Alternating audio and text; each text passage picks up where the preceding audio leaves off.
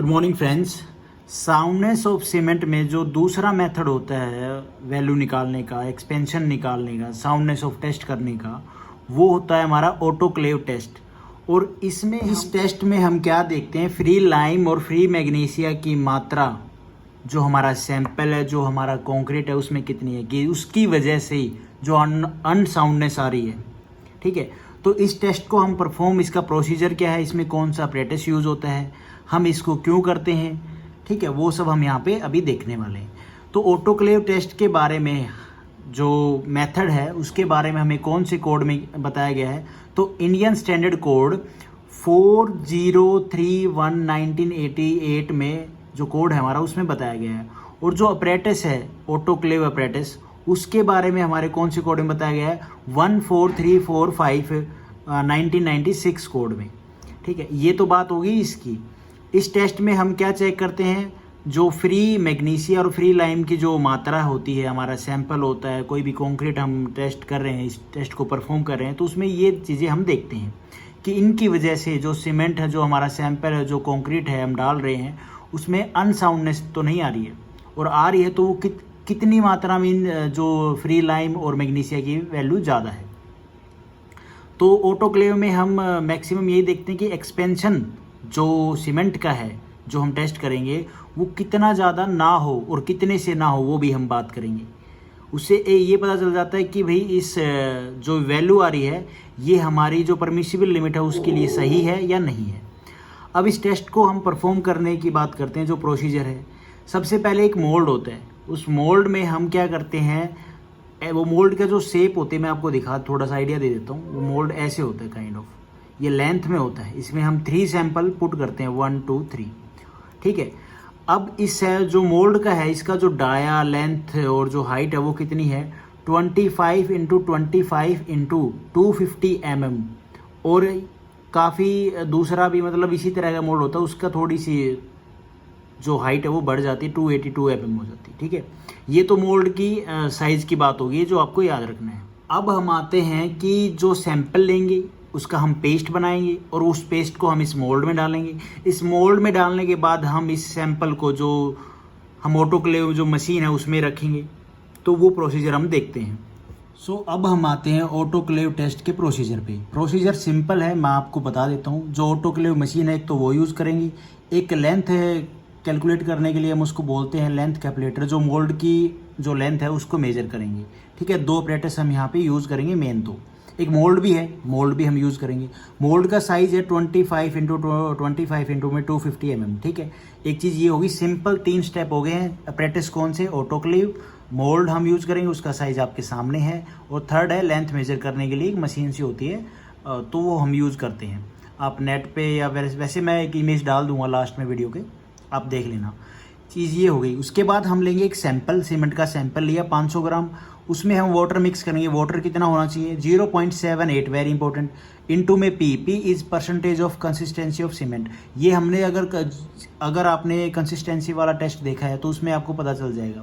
बाकी अगर आप ये वैल्यू वैसे याद नहीं है, आप एक सिंगल टेस्ट है वो परफॉर्म कर रहे हैं, तो आप इसकी वैल्यू 29% ले सकते हैं, क्योंकि जो 29% ऑफ वाटर होता है किसी भी सैंपल का, जिसका भी हम लेंगे, तो उसमें क्या जो वैल्यू हमारी वो परमिसिबल लिमिट के अंडर में आ जाती है। चीज़ ये होगी।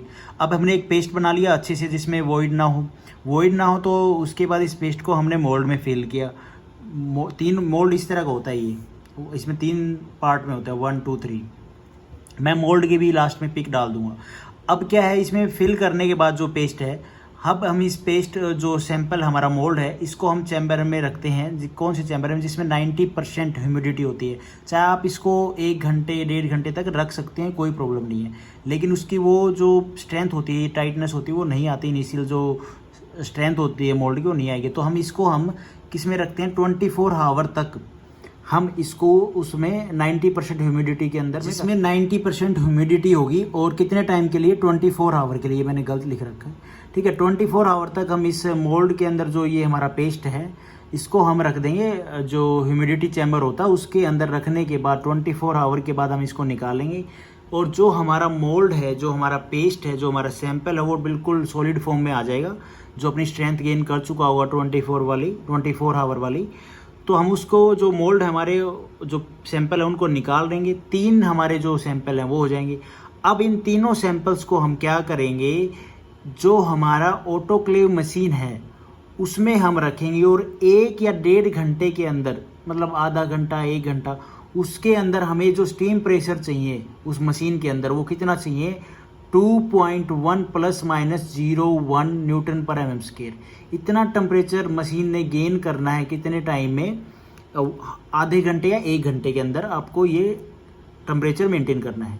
और उसके बाद जब ये टेम्परेचर मेंटेन हो जाए तो हम तब से हमारा टाइम स्टार्ट करेंगे और 3 घंटे तक ये प्रेशर मेंटेन करके रखना है और इसको जो सैंपल है हमारा इसको रखना है। अच्छा, मैंने एक चीज़ तो बताई नहीं यहाँ पे, जो लेंथ है ना L1 आ जाएगी, वो L1 कहाँ तक आ जाएगी, जब हम 24 आवर के बाद जब सैंपल को निकालेंगे, जो हमारे मोल्ड निकालेंगे, तो उसकी जो लेंथ है वो हम मेजर कर लेंगे। जो हमारा लेंथ कंपैरेटर डिजिटल होता है उसके ऊपर ये एक मशीन होती है जो लेंथ मेजर करती है, तो वहाँ पे हम L1 की वैल्यू कैलकुलेट कर लेंगे।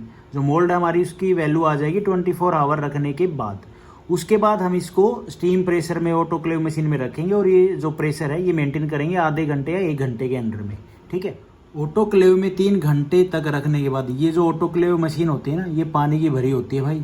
और जो स्टीम प्रेशर है ना, स्टीम प्रेशर मतलब क्या है, वो पानी बॉईल होगा तो स्टीम ही तो क्रिएट करेगा ना, तो इतना प्रेशर हमें चाहिए होता है। अगर टेम्परेचर की फॉर्म में लिखे ना, ये तो न्यूटन पर एमएम के स्क्वायर में लिखा हुआ है, टेम्परेचर की फॉर्म में अगर हम इसको कैलकुलेट करें तो ये हमारा हो जाएगा 215 ± 1.7 डिग्री सेल्सियस।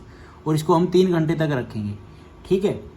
और उसके बाद हमारा जो सैंपल है उसको हम निकाल लेंगे। निकालने के बाद आधा 1 घंटा इसको थोड़ा सा ठंडा करते हैं या 15-20 मिनट लगा लो, ठीक है। उसके बाद हम इसकी लेंथ मेजर करते हैं, उसी जो हमारा लेंथ मेजर करने वाला जो इंस्ट्रूमेंट होता है उससे हम मेजर करने के बाद हमें L2 गिवन हो जाती है। और फिर हम देखेंगे कि जो इलोंगेशन है वो कितना है, L2 - L1 करेंगे तो हमारे पास एक वैल्यू आ जाएगी।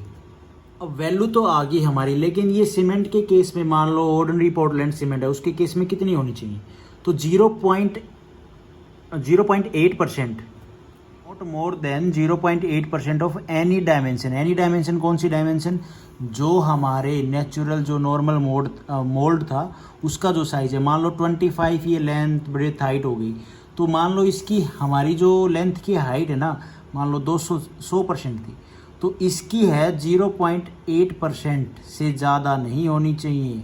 समझ रहे हो आप, मतलब ये जो तीनों डायमेंशन है, लेंथ ब्रेथ हाइट, इनमें क्या 0.8% से ज़्यादा जो चेंज है लेंथ में वो नहीं आना चाहिए। अगर वो आता है तो भैया आपका जो सैंपल है, जो आपकी सीमेंट है वो बदलने वाली है, वो ठीक नहीं है सैंपल फॉर कंस्ट्रक्शन वर्क। जैसे कि लेंथ है, लेंथ 25 mm थी, तो इसका 0.8% जब हम निकालेंगे तो 25 चौको 100 4 दूनी 8, ठीक है, तो 0.2 कुछ mm आएगी। तो इससे ज़्यादा हमारी जो लेंथ में चेंज नहीं आना चाहिए, ठीक है। तो यही था हमारा autoclave test for soundness of cement निकालने के लिए। होप आपको ठीक ठाक समझ में आया होगा। बाकी एक मोटा सा रिव्यू दे देता हूँ। सिंपल सी बात, एक सैंपल लिया, सैंपल में हमने वाटर की जो मात्रा वो कैसे क्या ऐड की वो आपने पीछे देखा। ऐड करने के बाद हमने मोल्ड में डाला, मोल्ड में डालने के बाद 24 आवर तक हमने 90% जो ह्यूमिडिटी चैम्बर होता है उसमें हमने रख दिया। ये एक मशीन ऑपरेटस ही कह लो होता है वहाँ पे लैब में, तो उसमें हमने रख दिया। 24 आवर के बाद हमने मोल्ड में से हमारा सैंपल निकाला, उसकी लेंथ मेजर की, L1 आ गई हमारी। लेंथ मेजर करने के लिए वहाँ पे लेंथ कैलकुलेटर कुछ होता है उसका नाम मशीन का, उसमें हमने लेंथ मेजर की। लेंथ मेजर करने के बाद L1 आ गई। L1 होने के बाद हम इस जो मोल्ड है हमारा, जो सैंपल है हमारा, इसको हम रखेंगे ऑटोक्लेव मशीन में, जिसमें क्या है, जो प्रेशर है, जो टेम्परेचर है पानी का, वो कितना होना चाहिए, 215 ± 1.7 डिग्री सेल्सियस। इस इतने उबलते हुए पानी में हम उस सैंपल को रखेंगे 3 घंटे के लिए। 3 घंटे के बाद हम उस सैंपल को निकालेंगे, आधा घंटा ठंडा करेंगे। ठंडा होने के बाद हम उसकी लेंथ मेजर करेंगे, जो एक्सपेंशन हुआ, इलोंगेशन हुआ लेंथ में, वो मेजर करेंगे। और उससे हम L2 - L1 करके हम देख लेंगे कितना इलोंगेशन हुआ है। वो हमारा कितना नहीं होना चाहिए, नॉट मोर देन, जितनी भी वैल्यू आए, मतलब मान लो OPC ऑर्डिनरी पोर्टलैंड सीमेंट के केस में not more than 0.8% of the dimension of what, जो हमारा मोल्ड है, जो नॉर्मल उसकी लेंथ ब्रेथ हाइट थी, ठीक है, तो ये था ऑटोक्लेव परफॉर्म करने का एक procedure. Thank you for watching this video.